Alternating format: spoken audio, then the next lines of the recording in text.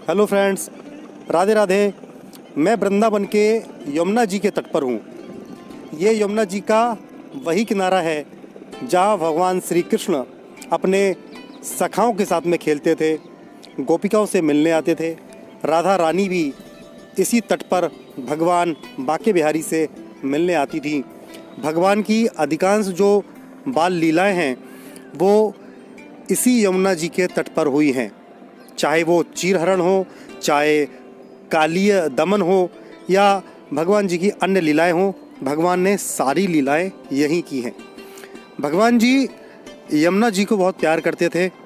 भगवान की पटरानी भी कहा जाता है यमुना जी को। सूर्य की पुत्री हैं और यमराज की बहन हैं।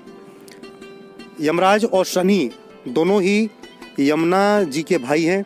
इसलिए कहते हैं कि यदि यमुना जी की उपासना कर ली तो शनि की और यमराज की उपासना स्वयं हो जाती है, क्योंकि भाई हमेशा अपनी बहनों से प्यार करता है और यमराज और शनिदेव यमुना जी को बहुत प्यार करते हैं।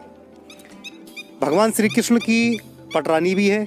इस नाते भी यमुना जी की आराधना करने से भगवान श्री कृष्ण प्रसन्न होते हैं।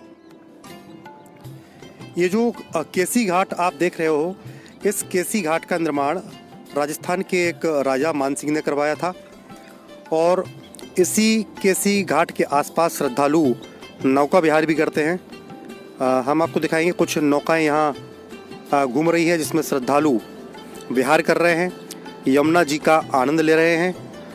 लॉकडाउन के दरमियान यमुना जी में प्रदूषण का स्तर थोड़ा कम हुआ था और यही कारण है कि यमुना जी काफ़ी स्वच्छ नज़र आपको आ रही होंगी। ये देखिए, नौका विहार का आनंद श्रद्धालु ले रहे हैं। कहते हैं कि यमुना जी का अपराध किया जाए तो यमुना जी माफ़ कर देती हैं। अपराध इन द सेंस कि कूड़ा करकट डाल दिया जाए, प्रदूषण फैला दिया जाए, लेकिन यमुना जी तो माफ़ कर देती हैं। यमुना जी के जो भाई हैं यमराज, वो माफ़ नहीं करते, क्योंकि यमराज की बहन है यमुना जी। तो हम एक ये मैसेज चाहे आध्यात्मिक रूप से मान लिया जाए और चाहे अपनी नैतिक जिम्मेवारी समझते हुए मान लिया जाए कि हमें देश की कोई भी नदी हो उसको स्वच्छ रखना है। फिर गंगा जी और यमुना जी तो हमारे शास्त्रों में वर्णित वो पवित्र नदियां हैं जो हमें पापों से मुक्ति दिलाती हैं। शास्त्रों में वर्णन आता है कि भगवान श्री कृष्ण ने यमुना जी को वरदान दिया था कि जब वो पृथ्वी लोक पर लीलाएं करेंगे अपनी, तो यमुना जी के तट पर ही अपना पूरा जो बाल्यकाल है उसकी लीलाएं करेंगे।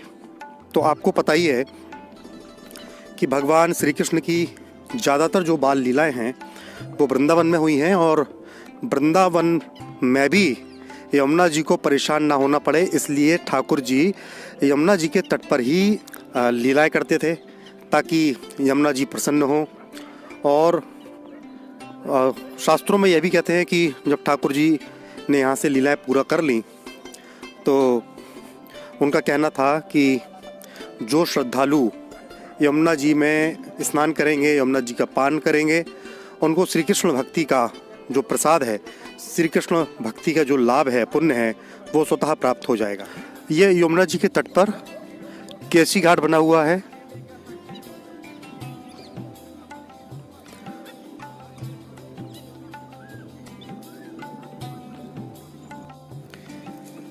ये जो नौका है उसको चलाने वाले जो मांझी हैं उनका नाम है कृष्णकांत। कृष्णकांत, आप तो कई वर्षों से नौका चला रहे हैं। क्या महत्व है नौका विहार करने का, यमुना जी के दर्शन करने का? यमुना जी में तो भगवान भी कृष्ण भगवान भी नौका विहार करते थे पहले और अब भी करते हैं, लेकिन यमुना मैया को क्या है दूषित कर दिया है पहले से।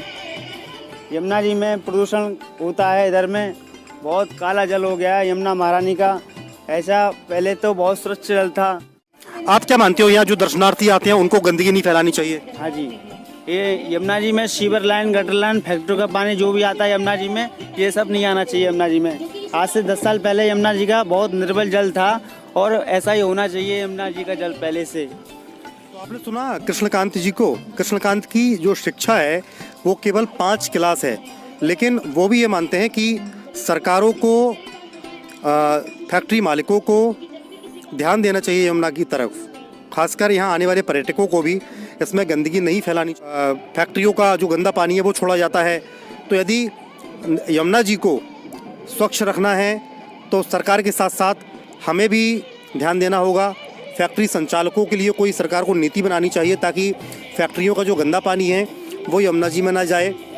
इसके अलावा सीवर लाइन जो जोड़ी गई है उसका भी कोई विकल्प निकालना चाहिए, कम से कम वो इस पवित्र नदी में उसका पानी ना आए, ताकि युगों युगों तक भगवान श्री कृष्ण की साक्षी है यमुना जी ऐसे ही बनी रहे।